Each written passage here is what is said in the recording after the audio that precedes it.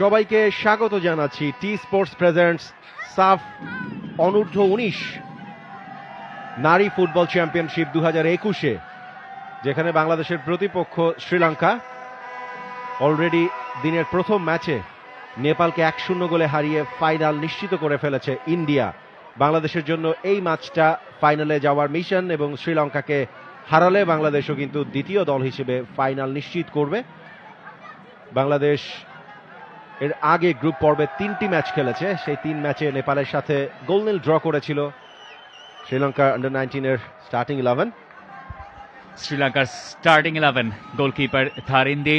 Draw হলেই বাংলাদেশের জন্য এনাফ।